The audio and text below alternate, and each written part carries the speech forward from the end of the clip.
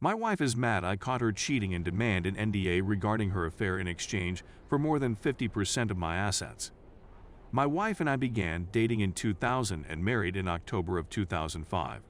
In 2010, our son was born. 13-year partnership, 8-year marriage, and 3.5-year-old kid. We both have a large family in the area and strong support networks for babysitting. Divorce would necessitate the selling of our home as well as the relocation of her parents that rent a second house from us. I would keep that home, but my wife would sell the one we now reside in. These topics were addressed and, on a broad scale, agreed upon a few weeks ago. I thought for about a year that my wife was having an emotional affair with one of her coworkers. I asked her about it several times, every few days near the end, and even asked if she had sex with him. Everything was denied. She said he was a buddy, even showing me images of him and his family, telling me where he worked, same industry, different company, and filling me in on some of their talks. She was having so much fun with it that I began calling this person her boyfriend. We had supper with her folks on November 17th, and he was brought up in the most casual of ways. My wife paused for 5 seconds, longer than usual in her reply, to her parents, and I knew something was wrong. I grabbed our family laptop the following morning and looked through her iPhone backups for proof. She had been sexting with him since early September and had a full-fledged sexual affair with him since early October. When I challenged her about it, she came clean, confessing to everything, including a one-night encounter with the man during a business conference in February 2013. In a summary, there was a one-night stand in February 2013, sexting in September 2013, and a dozen or more sexual meetings in October/November 2013. The last tidbit was a 3-day honeymoon, his words, at a business conference in October. They had particular intentions to continue. This until February 2014, when they would meet at the same conference where they had met a year earlier. They had both agreed, in writing before I found them, that it would stop there. I had my wife obtain STD testing, and she will return in 6 months. During the affair, she and I were sleeping together, and have continued to do so since. The other man is 42 years old, a pretty successful partner at a small law firm, married with 3 children, and lives in the same town as us. I've already run across him while shopping. Point is, we live close together and will sometimes run into one another. His wife, 42, who does not work, is unaware of the affair. My wife appeared to imply that if his wife found out, she would certainly go nuts and take him to the cleaners. My wife and I are in treatment, both couples and individual, and are still deciding whether or not to remain together.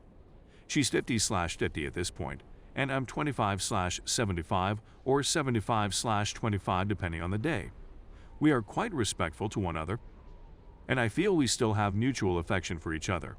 As one would expect, there is a tremendous lot of anguish, distrust, tension, bitterness, and a slew of other feelings. I believe the relationship can be saved if we are both prepared to put in a lot of effort. One difficulty is that I'm not sure either of us can tolerate the procedure for months or years. We've spoken about some of the reasons she did what she did, as well as some shared flaws in our relationship. We are working on them, and I anticipate that it will take a long time. In the meanwhile, I'm dealing with the following issues. I feel compelled to inform his wife. I believe it would be ethically correct, and I would feel some feeling of accomplishment in writing that injustice. Consider that my method of retaliating against him. The trouble is that doing so may have ramifications for both his and my wife's careers. As a result, it might have a negative impact on me. I'm 99.9% certain I can't tell the wife, but I can't help but think about methods to inform her while retaining plausible deniability. If my wife and I divorce, I'm so angry right now that I'm 99.9% sure I'm outing him to his wife. Note aforementioned cleaner's comment. Trust. I'm certain that my wife is no longer sleeping or interacting with this man. I have enough of evidence that she is on the up and up. Not to add that I still have backups of my iPhone, complete with mutually photos and texts. If I caught them doing anything else, it would be game over. If I go public, he has a LOT to lose. Having said that, my wife did sneak around with impunity for a few months, so I have some fundamental questions about who the duck is this person I'm married to. Basically, I presume anything she says is a lie unless I can independently verify it. How other individuals regain their trust. This is my kid. He's just 3.5 years old, so he won't remember anything about mommy and daddy as a marriage if she and I divorce now. That will not be the case after a year. He's now ignorant to our problems since, for the most part, we've maintained calm while he's in the home. But I'm sure he can feel the tension between us. I'm quite sure both she and I are more short with him. Is there anybody else in the group who has been in a similar scenario with children of a comparable age? How did you manage the situation, and how did it work out for your children? Who should I confide in?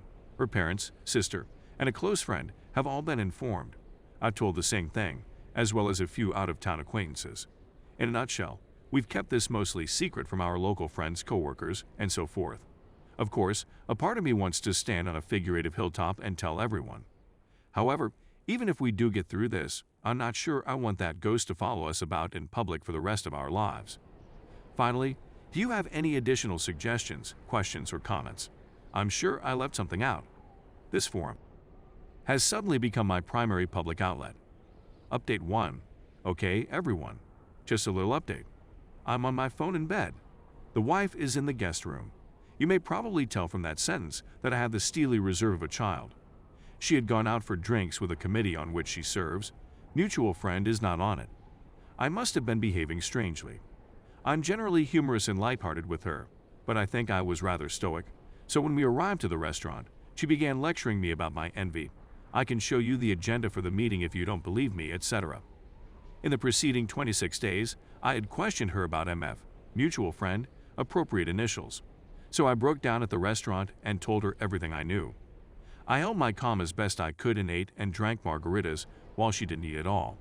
It was a terrible idea to open a restaurant. I returned home. I requested a full account of what had occurred. A long tale short, started with Footsie. In March, she texted to say it was inappropriate and apologized. He doubled down and escalated the flirtation, she responded. By July/August, pictures began to be exchanged. Only 6 or so inappropriate ones from her, dozens from him. During this time, they met frequently for coffee during the workday and would text each other every day. They kissed during her unremembered blackout at the BBQ. She asked him if they did because she felt back to daily messaging. Last week, she was in DC for the night and received the final nude photo from him. Today she was texting him on her way to a committee meeting. She spends the whole time telling him how Zex he is and how, if things were different, they might be together. It took a trickle of truth to find out about the second kiss, and that was after I informed her that if any little element of this tale doesn't make up or is later shown to be false, we're done. Her first response to me notifying his wife was that it was none of our concern. I told her I'd probably tell her anyhow, and that she shouldn't tell MF about it. Another significant fact is that she erased her iCloud backups a week after I challenged her, against the advice of Apple support.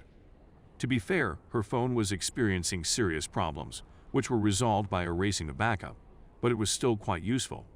There have been fresh backups after the deletion, and I'd want to have access to them.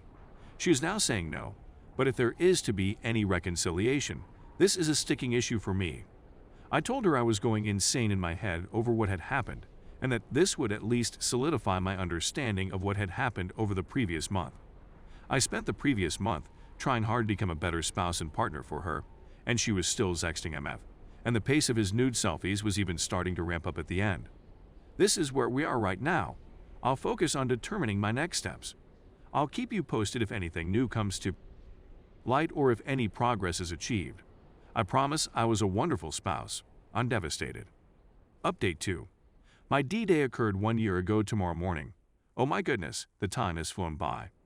It's been an emotional roller coaster of discovering, planning, explaining, and contemplating. By December of last year, I realized we weren't going to make it. She was taking no responsibility, no treatment, few apologies, and was completely self-absorbed. It took me months to get the courage to make certain adjustments.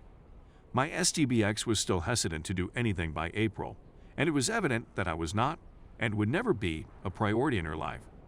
She is a wonderful lady who has gone off the deep end, at least with regards to our marriage. I divorced her in May and moved out in August. We've stayed friends and things are better than they've been in a few years. I'm dating, she's dating, and we're doing a good job of co-parenting. We went to mediation, finished MSA over the summer, and divorced. Paperwork was filed with the courts. I had forgiven her, and I know what she did was bad, but it's all made me a better person. She's still a hot mess in many respects, but at least she's her own hot mess. Everything is going well for me now that I'm on my own.